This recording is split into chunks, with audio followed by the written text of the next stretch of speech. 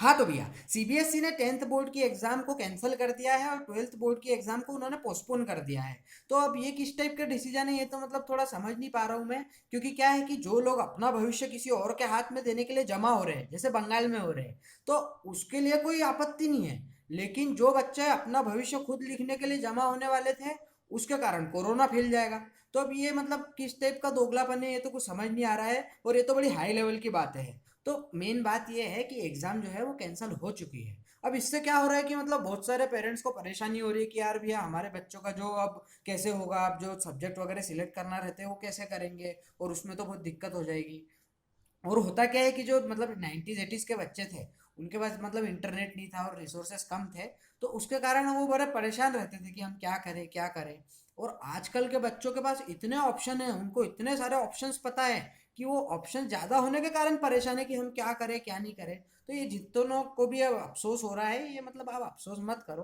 क्योंकि क्या है कि हर बच्चे को अपनी लेवल पता रहती है कि मैं कितना पढ़ाई करता हूँ, मैं कितनी मस्ती करता हूँ, और कितनी ईमानदारी से मैं अपने भविष्य के बारे में सोचता हूँ। ये हर बच्चे को पता रहता है, और हर पेरेंट्स को भी पता रहता है। तो इसके बारे में इतना अफसोस जताने की कोई बात नहीं है। और आपको जो भी मतलब प्रमोशन मिलेगा, वो मतलब आपका जो पुराना जो मत क्या कहते हैं वो हाफ ईयरली वगैरह के टाइप की जो चीज़ें असेसमेंट हुए होंगे, उसके ही बेसिस पर आपको आगे प्रमोट किया जाएगा। और ऐसा तो है नहीं कि कोई कमज़ोर बच्चा है और वो थोड़ा एवरेज पढ़ने में एवरेज है, और वो एकदम ही मतलब उसकी लास्ट एग्जाम या फिर एनुअल एग्जाम में एकदम ही मतलब वो कुछ कमाल कर देगा और टॉपर बन जाएगा। ऐसा तो होता नहीं है ना।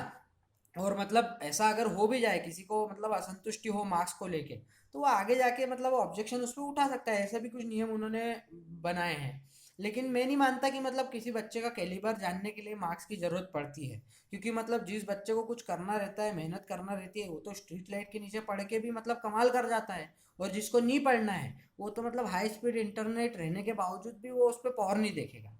और ऐसा तो है नहीं कि जो लॉकडाउन हुआ था, उसमें लॉकडाउन में जो ऑनलाइन क्लासेस चलती थी, वो बच्चों ने बहुत ही ईमानदारी से और एकदम शालीनता के साथ पढ़ाई की।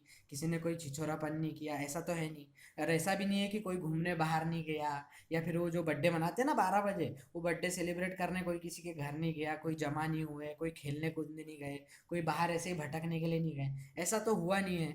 और मतलब ये जो भी एक्टिंग है ना, एक्टिंग वैक्टिंग जो ये है, ये हमारे लिए छोड़ दो आप।